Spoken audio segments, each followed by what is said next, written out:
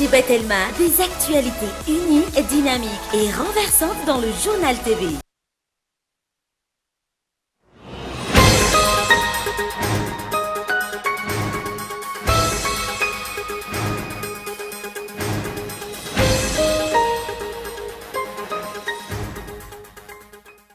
Niditra an-tanety ny atoandro teo tao amin'ny faritra atsimon'ny folo pointy ny foiben'ilay andro ratsy tao amin'ny ranomasimbe indiana raha nambarany teo anivon'ny météo Madagasikara. Mijano dépression tropicale hatreto hatramin'ny atoandro teo ny heriny izay nikisaka makany amin'ny faritra andrefana. Hoatsaraina ny fandraisana an-tanan'ireo traboina hoetsy amin'ny kianja mitafy Mahamasina manoloana ny fahanteran'ny foto-drafitrasa eny an-toerana raha ny nambaran'ny filoham-pirenena androany. Wafindra eny amin'ny faritry ny kianjany Barea ireo traboina ary ho maimaim-poana ny fitsaboana izay marary. No amafisina ny fanesorana ireo fako amin'ireo lakan-drano lehibe eto an-drenivohitra ankehitriny amin'ny alalan'ny fanomezan-tany avy eo anivon'ny APIPA sy ny ministeran'ny fanajariana ny tany sy ny fananantany ho an'ny komina Antananarivo renivohitra. Natao izany ho fisorohana ny fiakaran-drano ateraky ny fahafenoan'ny fako amin'ireo lakan-drano. Mangataka ny fitondram-panjakana meriny indray ny fahafahan'ny base Tuliar, mitrandraka ny fasimainty an'ny Tuliar ny plateforme des notables de Tuliar.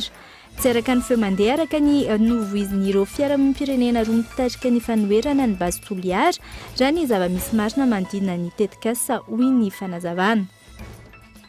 Ary farany mahery ny zato no namoy ny enta ny Yemen tato anatin'ny andro vitsy, omaly 70 raha ny tatitra vonjimaika no maty no nidatroka bomba tamina fonja iray tany an-toerana, anjato ny ireo naratra, ny andindindreo avy hatrany.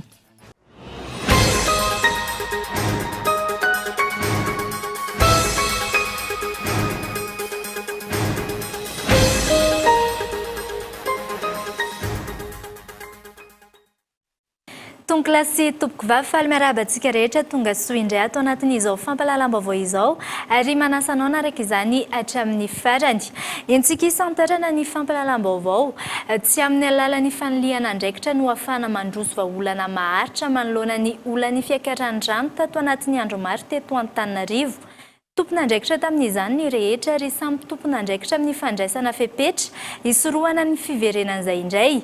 Asa azo tsapaitanana no ilain'ny vahoaka ankehitriny tahaka ny fampitiavana eny fotony, fanampiana ireo misehatra amin'ny fanadiovana ny tanàna sy ny maro hafa. Ilaina ihany koa ny fanamafisana ny fampiarana ny lalàna sy ny fanarahana ny drafi-panajariana ny tanàna izay efa napetraka. Andeha antsika avy hatrany izay matoan-dahatsoratra izay.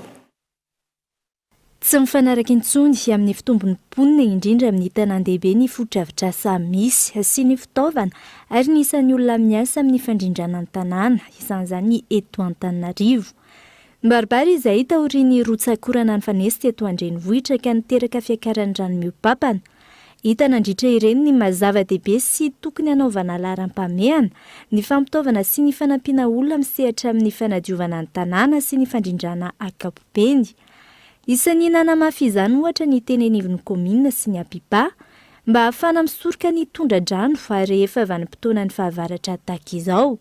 Na eo aza izay samy tompon'andraikitra tamin'ny zava-nisy izao ny rehetra, na ny tompon'andraiki-panjakana na ny olom-pirenena tsirairay avy.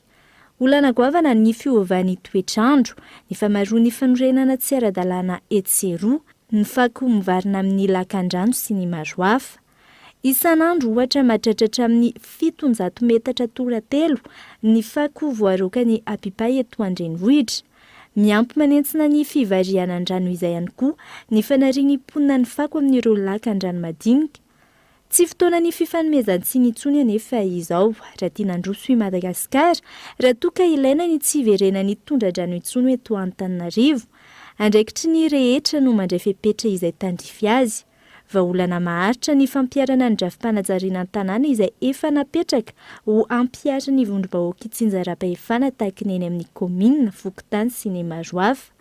Ny fanamafisana ny fampiarana ny lalàna amin'ireo izay mandika izany tahaka ny fisiana fanorenana tsy ara-dalàna ireny.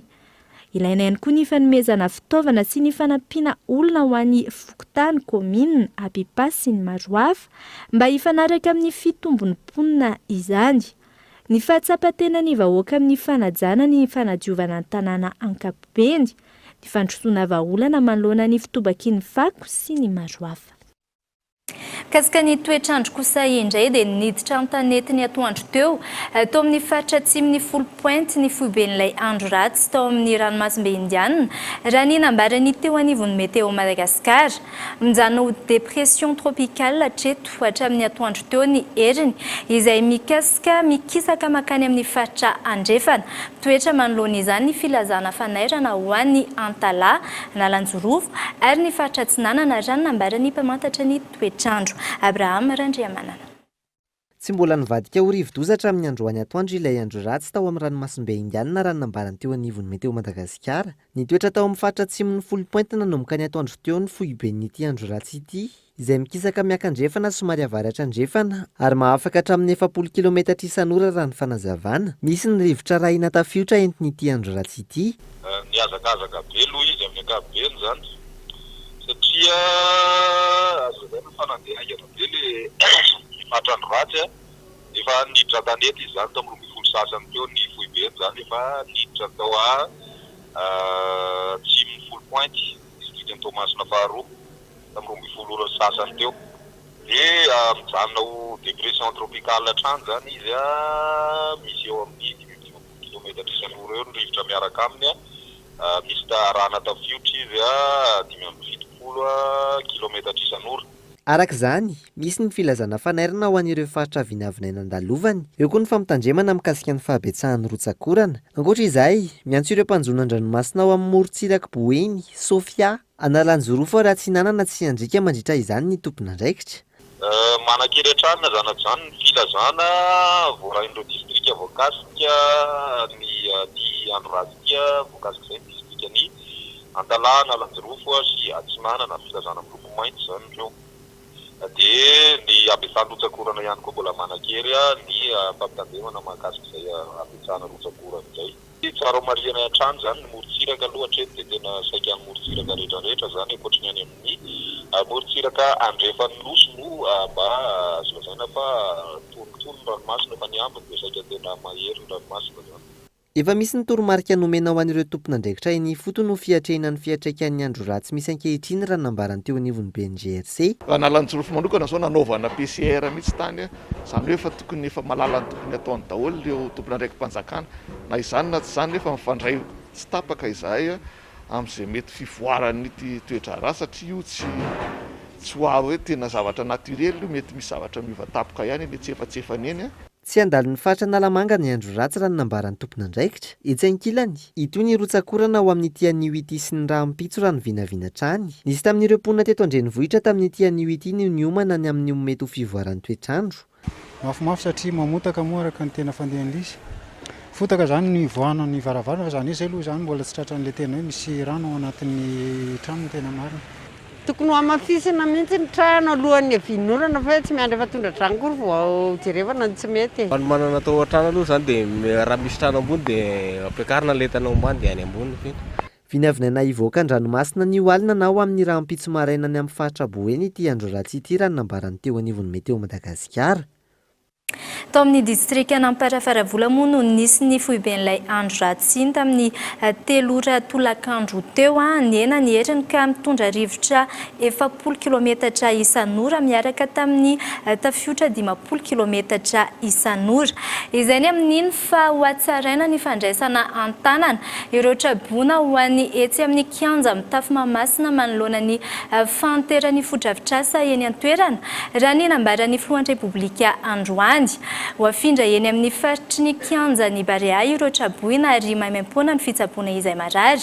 Ankoatra izay dia isy ny fizarana ny tosika fameno sy ny vatitsinjo ho an'ireo traboina rehetra. Fanadidina Viatrany.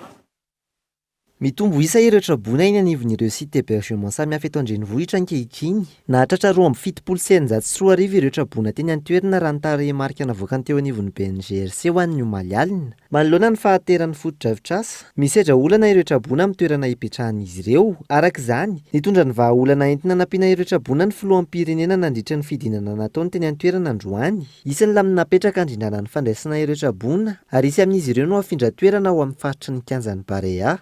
Rehefa antitra be mitetea ary za tsy meniko anareo fa tena malahelo mihitsy ny saroka fitatomaty satria miakatra ny toalety dia mifofona tena tsy fofona ohatr'izany dia zany zavatra zany tsy mendrika an'izany tsika mijerevanay ny toerana atao mikanjany bariaty dia jerevanay hoe aiza mba toerana tsy misy petsapetsy tsy misy mando aiza mba toerana mba hahafahanareo misy trano fidiovana dia efa misokafana ny trano fidiovana tato dia efa jerevantsika ihany koa ny ana miso grada miana ny grada sy miana toerana rehetrarehetrana dia hozaraina zao ny anareo dia moramora kokoa ny mandrindra ny sakafo menan'ny ankizy mandrindra ny fanampiana omena ny vehivavy bevoka ny anampiana ny reny dia hijery ny toerana izahay zao mba handaminana anareo satria mba mendrika mba toerana mba tsaratsara kokoa nareo nipetrahanareo marina sa tsy marina zay marary na matsiary vizambizana dia maimaimpona ny fanafody sy ny fitsaboana atao anareo rehetrarehetra ao ivelany eo zany. Nanamafy ny filoha nandritra izany amin'ny fanomezan'ny fitondram-panjakana ny fanampiana ara-tsosialy ho an'ireo traboana rehetra tao aorian'ny fiakaran'ny rano teto Andrenivohitra. Dia ianareo rehetrarehetra zay any amin'ny fokotany dibo-drano ianareo eto amin'ny boriboritany faefatra fa ny boriboritany hafa ihany koa dia misy fanampiana manokana mba hahafanareo hiatrika an'izao dia omena tosika fameno daholo ianareo koatran'izay tosika fameno zay dia anamboatra ihany koa zany zay vatsitsiro zany hoe vary angory misy menaka misy siramamy misy mofo Ankoatra izay, nisy ihany koa ny fidinana nataon'ny Praiminisitra lehiben'ny Gouvernemanta tamin'ny toerana nandraisana ireo traboana teto Andrenivohitra alina ho fanaraha-maso ny fandraisana an-tanana azy ireo. Eo amin'izay lafiny izay hatrany dia nohamafisina ny fanesorana ireo fako amin'ireo lakan-drano lehibe eto Antananarivo renivohitra ankehitriny amin'ny alalan'ny fanomezan-tany avy eo anivon'ny APIPA sy ny Ministera ny Fanajarianan-tany sy ny Fananantany ho an'ny komina. Na eo aza ny tsy fampiny olona sy ny ara-pitaovana natao izao fisorohana ny fiakaran-drano ateraky ny fahafenoan'ny fako amin'ireo lakan-drano. Ny teny amin'ny lakan-drano Andriantany androany no nanomboan'ny Ministera ny asa fanadiovana. Andeha rahantsika amin'ny fanadihadiana entiny Abraham Randriamanana.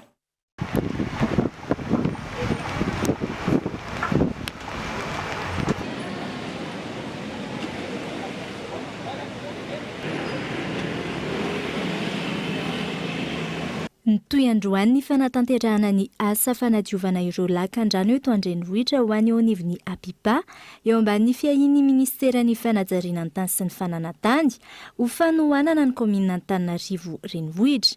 Tanjona amin'izany ny fanalana ireo fako anatin'ireo lakan-drano ho fanatsarana ny famohan-drano sy ho fisorohana ny fiakaran-drano amin'ireo faritra samihafa indrindra manoloana ny fisian'ny andro ratsy ankehitriny.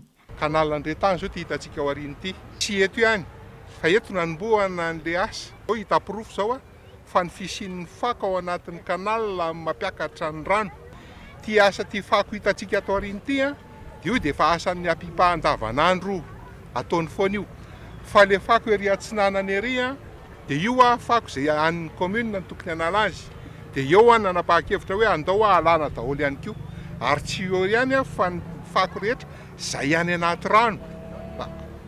Apetrako tsara, zay any anaty rano no ingana ampiakarina ohatran'ny io hitantsika io. Ny zavatra mitranga amin'izao fotoana izao zany dia mampakatra an'le fako any anaty rano ireo mpiasa ireo.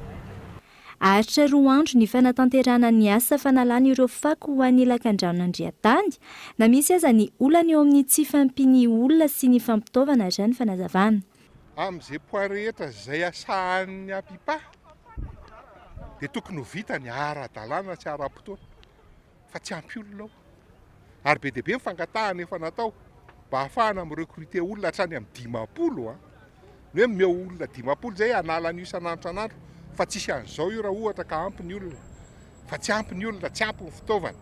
Dia zay amin'ny géopelantanana natao zao nge tsy ampy fitaovana sady tsy ampy olona fa dia géopelantanana tsy maintsy atao mba hiarovana an'le olona amin'le tondra-drano. Raha ny rahantsika nahita ny intervention an'Andriamatoben'ny tanàna tamina télévision anankiray izay milaza izy fa tena vetivety dia simba le fitaovana satria tena miasa mafy loatra le fitaovana. Ary io rano na tonga ny ministera avy amin'ny projet produire name camion be dehibe indray ny commune amin'izao fotoana izao dia name fitaovana be dehibe ahafahana miatrika an'izao zavatra izao mba hanampiana an'le commune le izy ange tsy tsara le mifanilikilikika sy mifanondromolitra fa alao mifanampy dia alao mitady vahaolana dia io vahaolana tonga dia manome camion 10 tonga dia manome camion 5 talohan'io dia tonga dia miasa ny commune manatanteraka azy raha mbola tsy araky ny commune zay dia manampy ministera. Ankoatra ny asa fanadiovana ireo lakan-drano, tsy mitsahatra mihodina ihany koa ankehitriny ireo station de pompage etsy Ambodimita sy etsy Isotry tantany eo anivon'ny Apipa ho fampihenana ny fiakaran-drano eto an-drenivohitra. Manamafy ny fanentanana ireo mponina ny tompon'andraikitra amin'ny fanarahana ireo lamina napetraka mikasika ireo toerana natokana anariana fako. Napatsahivina nandritra izany fa tsy azo atao ary voarara ny fanariana ny fako anatin'ireo lakan-drano. Ankilan'izay mitoetra hatrany hatreto ny filazana loza manambana ho an'ireo kominina mandina ny renirano ny Sisona, indrindra ireo mandina ny renirano ny Kopa sy Mamba izany nambarany teo anivon'ny Apipa. Ny ena raha mitahena ny omaly ny avin'ireo rano ho an'ny Leman-Antananarivo raha ny fanazavana hatrany. Ho an'ny Tsetsenossato, raha toka iray faingoatra 9 metatra ny avon-drano tamin'ny 7 maraina. Ny ena iray faingoatra 4 metatra ny hariva teo. Ho any Ampitatafika ny ena 8,30 metatra ny avon-drano, raha toka 8,70 izany androany maraina. Na eo azy izany manentana ny rehetra hitandrina sy omaly ohatran'ny tompon'andraikitra. Tsy ny eto Antananarivo ihany fa saika niakatra avokoa ny rano nanomboka omaly tamin'ireo faritra iva any Toamasina na mitombona manoloana ireo toerana andraisana ny traboina ny antoerana. Manay ny mety ho fiatraikany rotsakorana misesy amin'ny trano fonena ny ankilan'ny mponina sasany. Ndera itsika ny fanadihadiana. Tsy toy ny mahazatra ny fandalovan'ny andro ratsy tany amin'ny faritra manodidina ny distrikta ny Toamasina voalohany sy faharoa tamin'ity indray mitoraka ity. Ny alin'ny zoma mandra-paharain'ny andro ihany no tena nikija ny orana ny ampikotrobaratra. Rotsakorana nandalondalo no tazana ny tapamin'ny maraina androany, raha toa ka niady kosa izany ny tolakandro teo. Faritra maro no dibo-drano nanomboka omaly zoma, nofon'ny hamafin'ny rotsakorana nandritry ny tontolo andro sy ny alina iray manontolo. Ireo faritra tena iva sisa no mbola feno rano hatramin'izao, ka ina mety hiteraka fahavoazana maro an'ireo mponina manana trano fonenana amin'izany. Dia raha ohatra ka hoe eo ragnandro izay nandalo tamintsika takato mbola tsy nampiakatra rano tamintsika taketo dia mbola azo lazaina hoe tany tsy faritra iva loatra zay. Fa amin'izao fotoana izao nge efa maro be zay le tany resahany aby ireo efa agnatina rano tanteraka noho ny oragnandro zay tonga tamintsika taketo tato ato zay. Raha amin'ny tampotanana ny Toamasina manokana dia manomboka aty amin'ny Andranomadio mitsofotra jusqu'à aty Mangarano 2 dia ary amin'ny dépôt mandalo Anjoma sy jusqu'à aty Tanambony Virery ary Analamboanio. Ireo moa tanitana efa tegna farany iva indrindra ary mety hiakaran-drano dia magnentana ny olo jiaby izay mipetraka akagny zegny mba ho melo hatrany amin'ny fiavian'izao andro ratsy izao. Manoloana ny fiakaran-drano amin'ireo faritra iva ireo, nosokafana avokoa ireo ivotoerana ahafahana mandray ireo traboina nanomboka tamin'ity androany ity, ao ny sekoly, fiangonana, gymnase sy ny sisa izay mieli-pantrana manerana ny boriboritany misy 5 ao an-tampon-tanàna ny Toamasina. Efa nijery toerana malalaka sahala amin'ny gymnase Soavita, Dojo, Foyer Social Canada sy ireo toerana maro samihafa izay mbola azontsika ampiasaina hatrany raha sendra ka misy ny traboina sy ny olona izay mety ila an'izay toerana izay.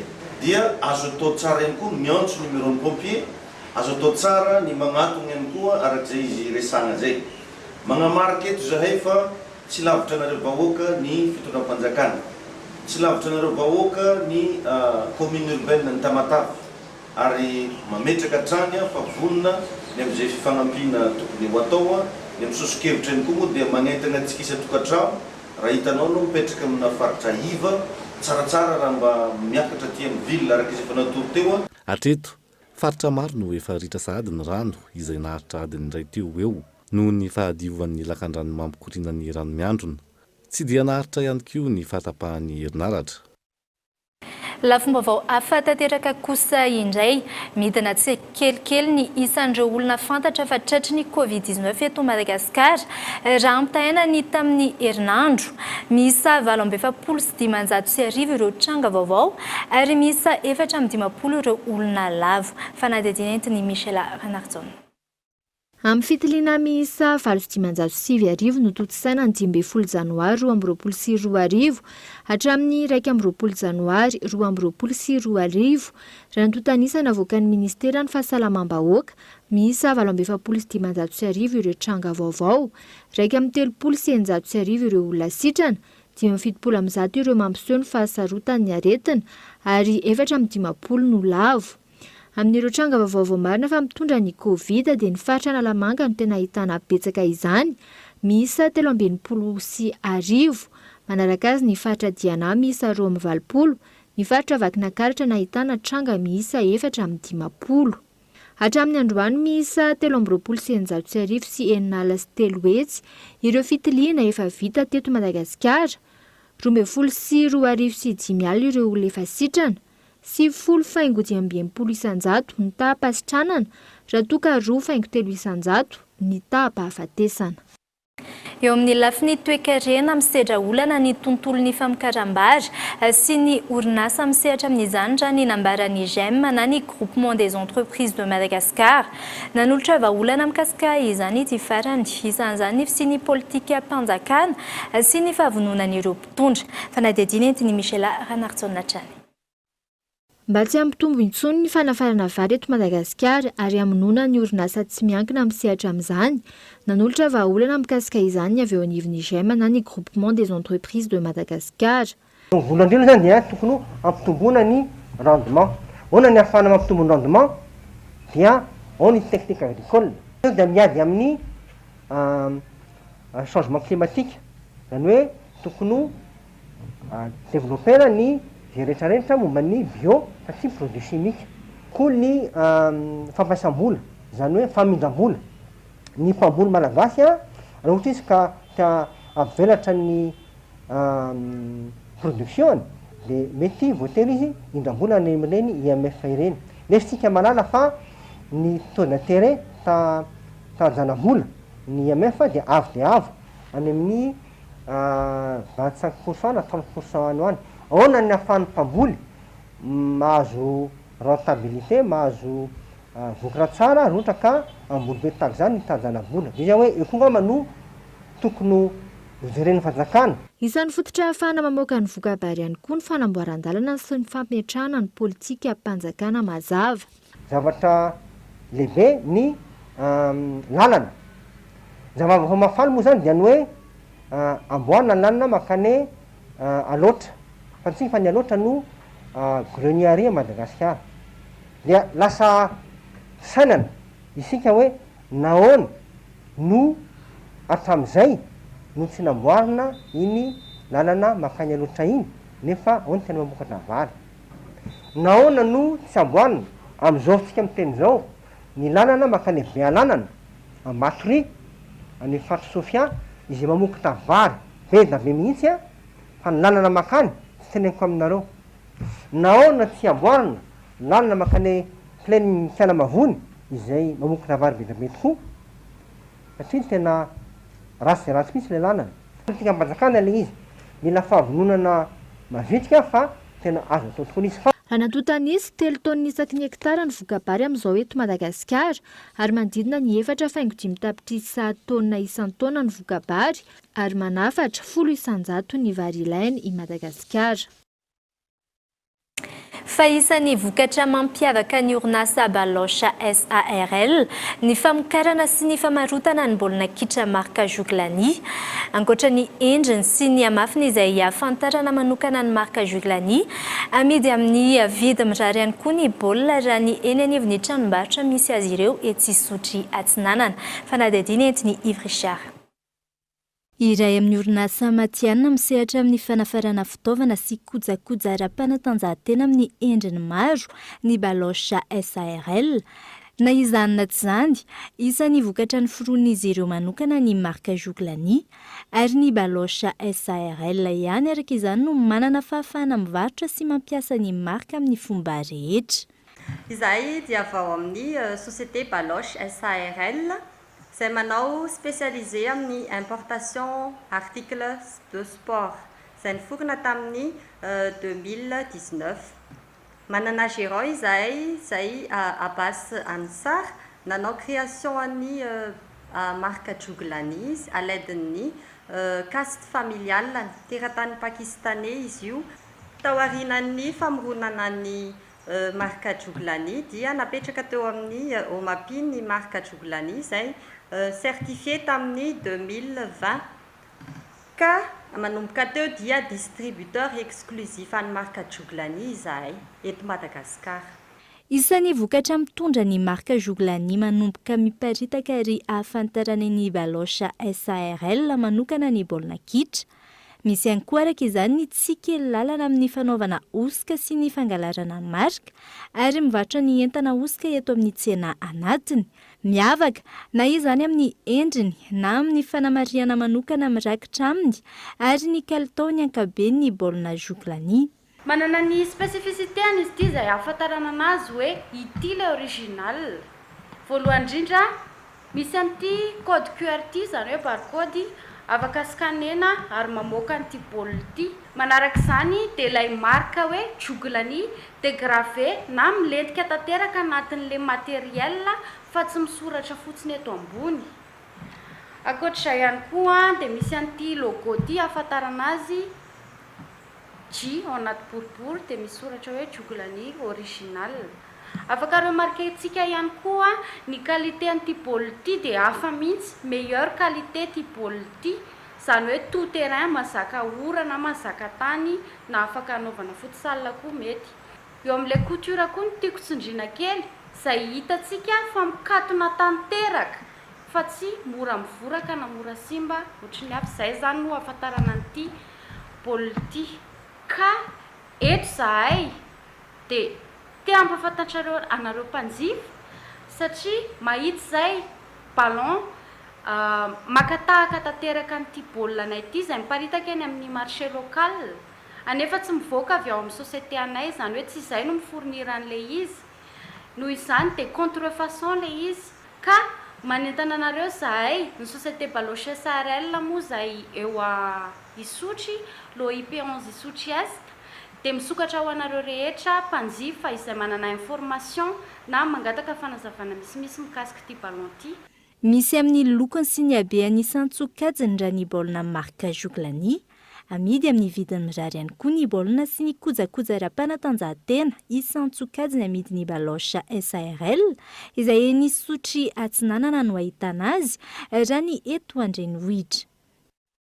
Mialohan'ny anarantsika ny toy ny fampalalam-baovao toy ny mikasika ny basy toliara, ny maresaka iraisam-pirenena sy ny maro hafa dia anaraka dokavaritra vetivety isika.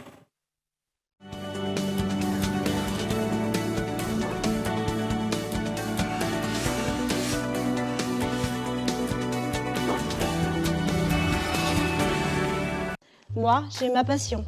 En tant qu'étudiante, étudier à distance me permet aussi de réaliser d'autres activités. En termes de qualité ou de professionnalisme, je mise pour le CNAM. Nos diplômes sont sanctionnés par un diplôme d'État français de renommée internationale et est reconnu par la fonction publique. Maintenant, choisissez parmi nos formations et rejoignez-nous.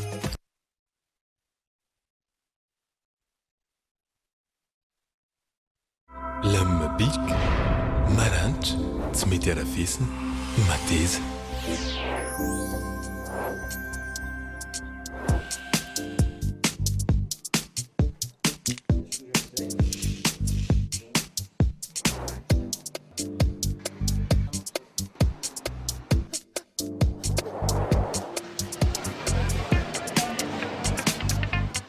بيك إسانان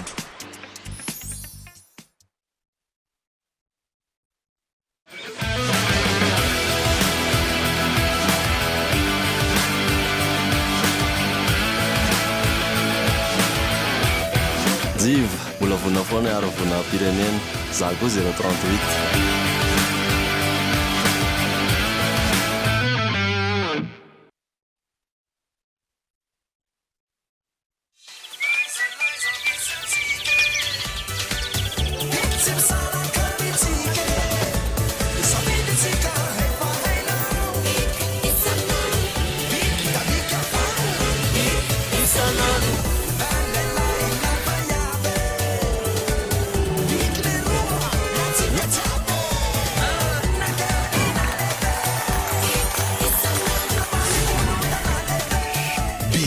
isanandro.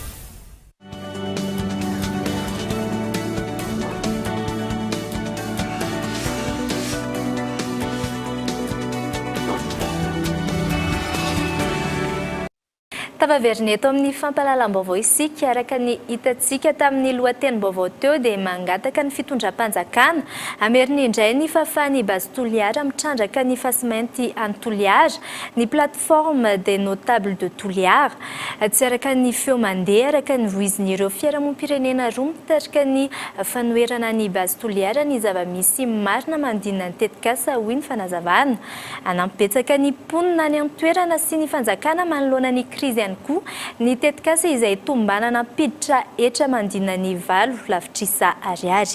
Yves Richard. Mitoetra ny antso ataon'ny plateforme des notables de Toliara mahakasika ny fanokafana ny tetikasa Bazy Toliara. Taorian'ny fifanantonana izy ireo tamin'ny tompon'andraikitra teny anivon'ny ministera Sampandrara Isatsokajiny. Tonga eto andrenivohitra ny fivondronan'olobe avy any Toliara mitondra ny etaetan'ny vahoaka manohana ny tetikasa. Fangatahana izay miantefa amin'ny filohan'ny Repoblika sy ny Prime Ministra lehibe ny gouvernemanta.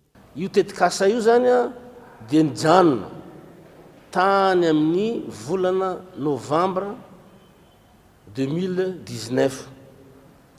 Raha zohitsika izay fotoana zay ka tonga etsika amin'ny zao andro 20 janoary 2022 zay zany roa taona mahery eo zany no ny atoan'ilay tetikasa. Ka eto zany zahay mitondra ny tenin'ny vahoakan'ny Toliara maro anisa mangataka amin'ny gouvernemanta sy ny fanjakana malagasy ray manontolo mba hamerenana indray ilay tetikasa Bazy Toliara. Tsy misy ny sakana amin'ny tokony hanokafana ny tetikasa Bazy Toliara hoy hatranin'ny plateforme des notables de Toliara. Fiarahamonim-pirenena roa mitarika ny fanoherana no manaratsy ny tetikasa ary manentana ny mponina sy ny fikambanana madinika ny fotony amin'ny fanoherana ny tetikasa. Tsy araka amin'ny feo mandeha araka izany ny zava-misy marina mahakasika amin'ny Bazy Toliara. Be ny resaka ombieny milaza fa tsy misy zao hoe cahier de charge zao. Tsy nisy ny consultation publique. Tsy nisy raha maro. Volanina etoa zany. Lainga daholo izany resaka volanitsika aby, volanin'olo zao. Satria raisinay ho mpamafy lainga. Ireny andian'olo izay milaza fa hoe tsy nisy zany cahier de charge natao hoe plan de gestion environnementale zany mikasika an'ity projet d'exploitation d'ilménite ny ranobe ity. Atoronay-nareo eto zany mba ho hitanareo ity tahirikevitra mikasika an'izany plan de gestion environnementale zany. Isan'ny nanamafisa amin'ny plateforme des notables de Toliara ny adisisika amin'ny fanokafana ny Bazy Toliara amin'ny fahasahiranana sedray ny mponina ny antoerana indrindra manoloana ny krizy ara-pahasalamana. Anamibetsaka ny mponina ny faritra Atsimo andrefana sy ny fanjakana Fohibe amin'ny fiatrehan'izany ny tetikasa izay tombanana ahazona etra manodidina ny valo lavitrisa ariary ary amoronasa maro ihany koa. Raha ty tetikasa ty zany misy famatsiam-bola zany eo amin'ny 2220 milliards d'ariary eo. Ity tetikasa ty zany dia tombantombanana hisy famoronan'asa any amin'ny 4680 any hoany. Mandritra ny fotoana fanorenana na phase de construction zany dia eo amin'ny 1876 emploi direct zany ho foron'le tetikasa. Amin'ny fotoana misy antsika an'izao nonotry fisian'asa zao zany angamba mety hitondraina ho antoekarena malagasy any ity tetikasa Bazy Toliara ty. Amin'ny filakevitry ny minisitra ny 9 novambra 2022 nampiato ny fitrandrana nataon'ny Bazy Toliara. Taorian'ny fihetsiketsehana maro izay nataona fikambanana Isatsokajiny, toy ny fikambanana Mazoto, ny Zanadrika, izay fikambanana Mpanjony sy ny maro hafa. Mitoetra ny fanoherana nataon'izy ireo amin'izao fotoana saingy ny fitondram-panjakana ny tompony teny farany, hoy ny plateforme des notables de Toliara. Fanapahan-kevitra izay andrasan'ny maro ho an'ny tombotsoa ny vahoaka malagasy marina. Fampitohy mangataka ny hanamafisana ny fitandronan'ny filaminana amin'ny lalam-pirenena ny komisiona misahana ny fitaterana eny anivon'ny antenimieram-pirenena. Isan'ny mila mafisana anatin'izay ny fametrahana ny escorte mandritra ny fandalovana ny toerana voasokajomena. Ny escorte izay namafisy ny mpitatitra mihazo amin'ny lalam-pirenena faha-efatra fa tsy nisy intsony efa mbolana maro izao. Fanadidina entiny Yves Richard Atrany. Maro ny teboka mampirongatra ny tsy fandriam-pahalemana amin'ny lalam-pirenena. Ankoatra ny fahasahiranana mianjadiny maro izay mampitombo ny andian'olona manao ny fanafiana, manampitrotraka ny faharatsian-dalana. Raha ny faneho-kevitra ny mpitatitra amin'ny lalam-pirenena faha-efatra, saika mikohon-dalana ahitana fahampitehana avokoa no hitrangano ny fanararaotana. Eo ihany koa ny tsy fisian'ny mpitandro ny filaminana manaraka ny fiara. Escorte eny amin'ny lalana aloha zao amin'ny RN4 dia efa tsisy mihitsy, tsisy fa zay zany eny an-dalana manao karavanina fotsiny.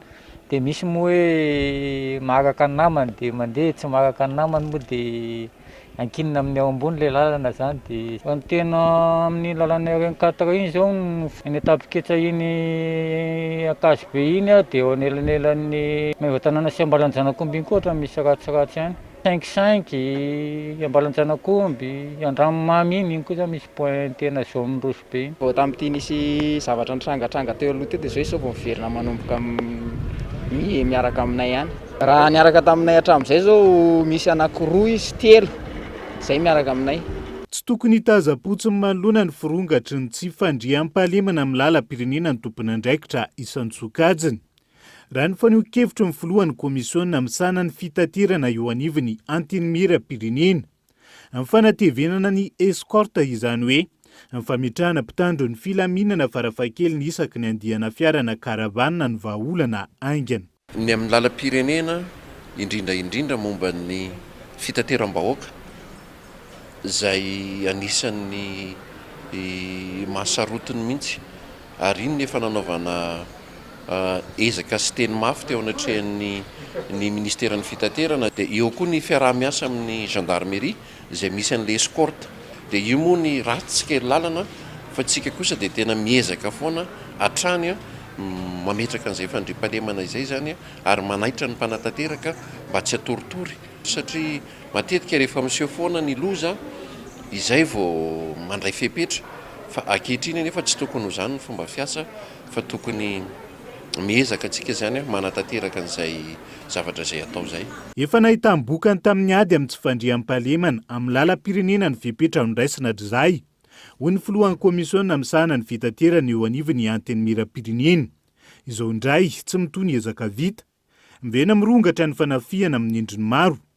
Fa ny taniana mipetraka arak'izany hoe inona no andrasana ny olona ve no tsy ampy ka tsy ahafahana mametraka mpitandro ny filaminana. Farafahakeliny ny isaky ny andiana fiara mamakivaky ny toerana voasokajomena. Sany baiko no tsy tafapaka mpitandro ny filaminana voakasika. Izany amin'iny fa tsy maharaka manoloana ny fivoaran'ny fahalalana ankehitriny ny fampiofanana ireo mpampianatra sy ireo mpisehatra amin'ny asa fampianarana eny anivon'ny fampianarana ambony raha ny nambaran'ny tompon'andraikitra. Anton'izany ny tsy fahampiany fanavaozana sy ny fanatsarana ireo fitaovana toy ireo boky eny anivon'ny toeram-panofanana. Fanadidina entiny Abraham Randriamanana.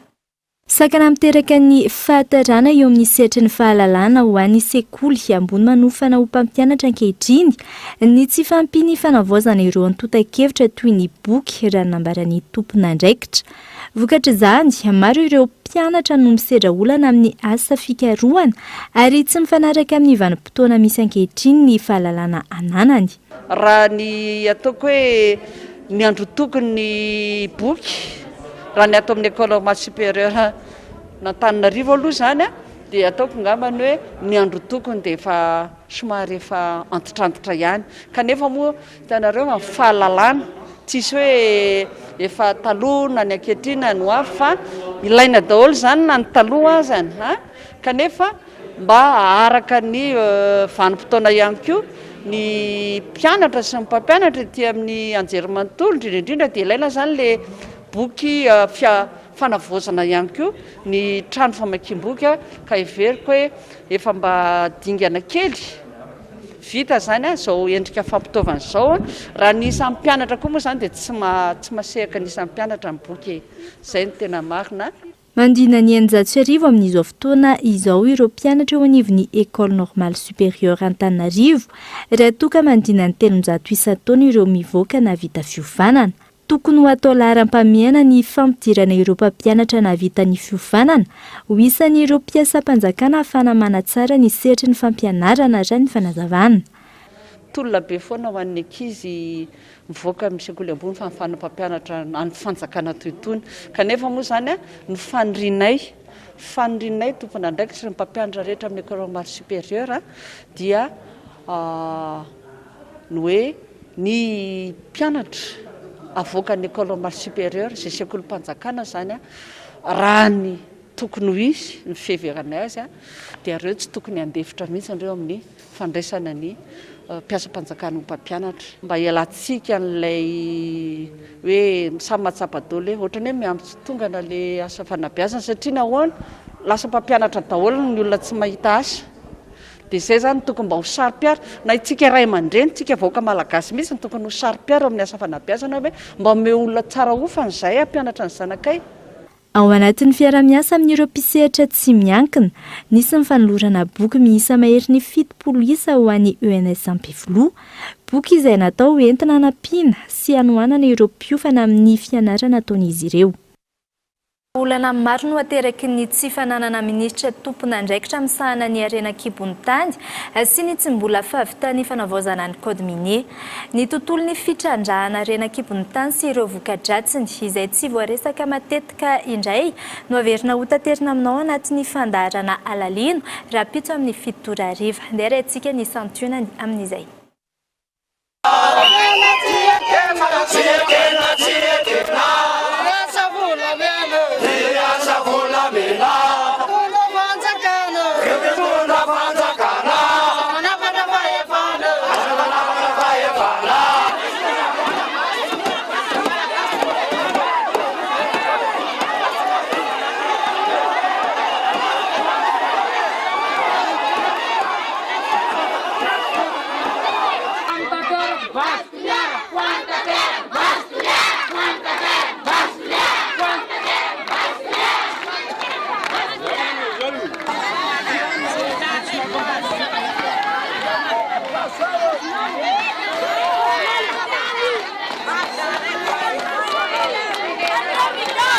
Ampany ihany ireo fatoerana maro no naharenesana hetsika fandavana ny fitrandrahana Harena Kibonitany.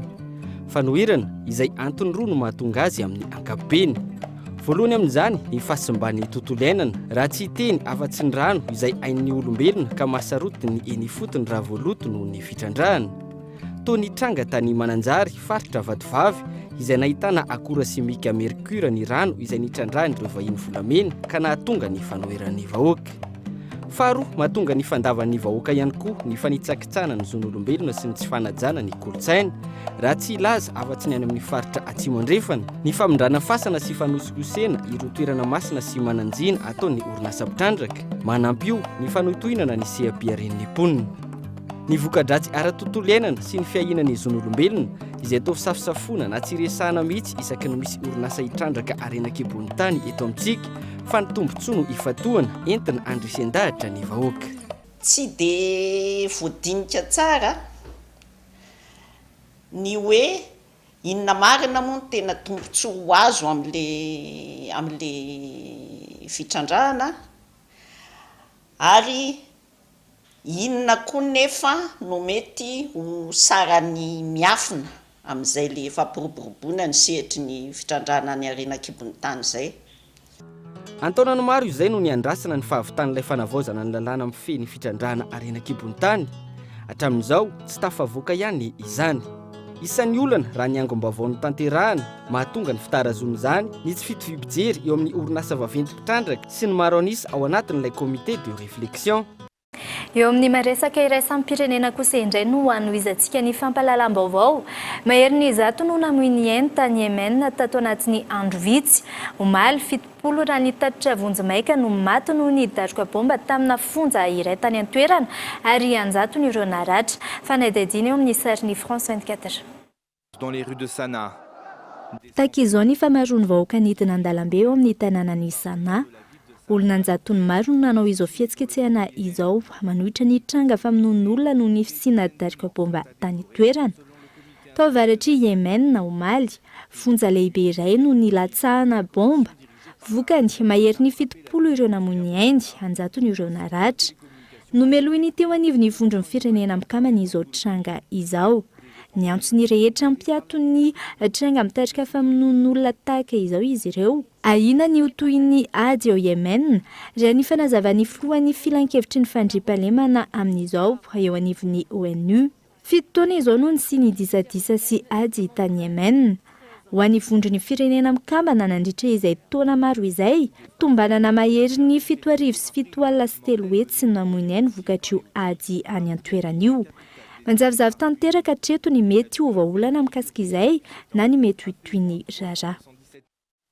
Dia iny maresaka iraisam-pirenena iny ihany koa tompoko lahy sy tompoko vavy no entsika nanakatona amin'ny fampahalalam-baovao tamin'ity alina ity. Angasitrainy ianao nanaraka izany hatramin'ny farany. Veloma tompoko.